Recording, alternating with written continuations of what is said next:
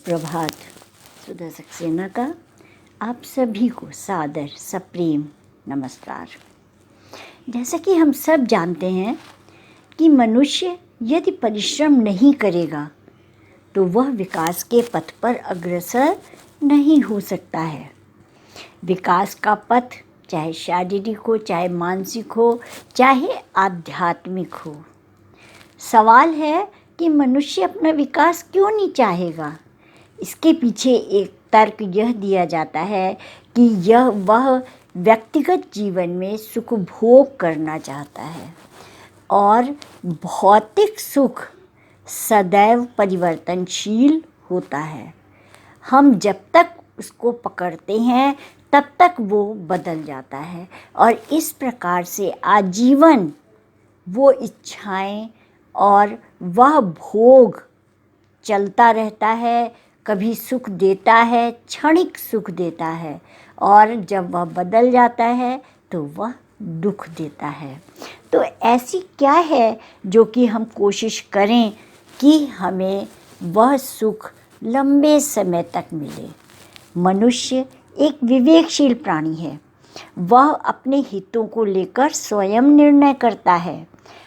हालांकि उसे इसके लिए आध्यात्मिक मार्ग का सहारा लेना होगा। आध्यात्मिक मार्ग कोई सामाजिक मार्ग नहीं है, सामाजिक नहीं होता है। वह एक व्यक्तिगत भावना है। हर व्यक्ति केवल अपना सुख न सोच करके जब परिवार और समाज सबका संयुक्त सुख सोचता है और जब उसमें यदि उसे थोड़ा सा कष्ट होता है तो वह सहने की क्षमता रखता है, वह आध्यात्मिक मार्ग है। और यह आध्यात्मिक मार्ग सदैव मन को संतुष्टि पहुंचाता है और इसको ही हम साधना कहते हैं। इसके लिए उसे सुबह शाम दोनों समय साधना करनी होगी। इस साधना की बदौलत उसमें व्यक्तिगत मानसिक विकास और सभी के प्रति प्रेम, भाईचारा और विश्व बंधुत्व की भावना स्वतः जगेगी, जो कि हमें आत्मिक संतोष प्रदान करेगी। एक महत्वपूर्ण बात यह भी है कि आध्यात्मिकता के साथ मनुष्य को भौतिक और मानसिक जगत में भी संतुलन बनाए रखना होगा। मनुष्य के मन में यह जो बड़े होने की इच्छा है, यदि यह इच्छा नहीं रहती तो वह ब्रह्म को पहचानने की चेष्टा भी नहीं करता। जैसा कि कई बार ये बात हो चुकी है कि भौतिक संसार परिवर्तनशील है, लेकिन वह अनंत शक्ति को पाने का या परमात्मा के पास जाने का, ईश्वर को पहचानने का मार्ग है, सीढ़ी है। और स्वाभाविक है कि मार्ग बदलता रहता है, मार्ग परिवर्तनशील होता है, उसमें कंटक भी होते हैं, बाधाएं होती हैं, उनको पार करके हम अपनी मंजिल पर पहुंचते हैं। साधना यही है। तो इस प्रकार से यदि हम देखें तो ईश्वर को पहचानने की चेष्टा में और आनंद प्राप्ति के लिए यदि वह अनंत को पाना चाहता है तो उसे निरंतर आध्यात्मिक कर्म करना होगा। मनुष्य को यह मालूम होना चाहिए कि सीमित जगत की कुछ वस्तुओं को केंद्र कर अनंत की साधना करना संभव नहीं है। उसे अपने मन को सीमित वस्तुओं से ऊपर उठाना होगा और यह तभी संभव होगा जब मन को बाहरी वस्तुओं से हटाकर आंतरिक जगत में ले जाया जाए। और इसके लिए सात्विक आहार और सत्संग अत्यंत आवश्यक है।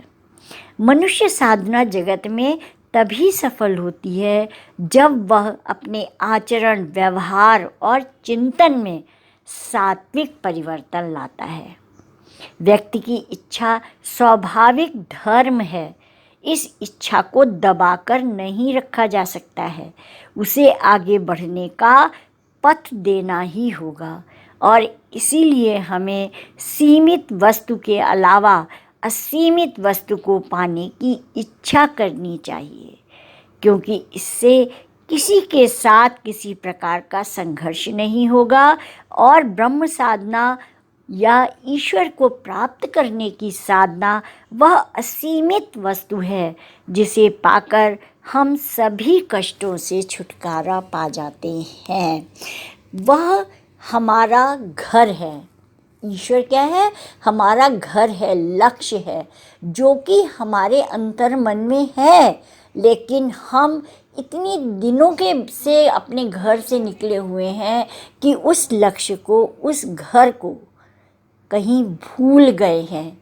और आप ध्यान करिए इस बात को, जब भी आप कष्ट में होते हैं तो हमेशा हाथ दिखाकर कहते हैं ऊपर वाला जाने, माने कि कहीं ना कहीं मन के 7 परतों में 7वीं परत में आप में वो स्थित है कि कोई और शक्ति है, कोई और घर है मेरा, जहाँ से कि हम ऊर्जा को ले रहे हैं और वही असीमित है। तो भौतिक मार्ग, भौतिक संसार, ये हमारा मार्ग है जो परिवर्तनशील है और निरंतर हमें उस असीमित वस्तु, उस असीमित तत्व की ओर निरंतर बढ़ना है।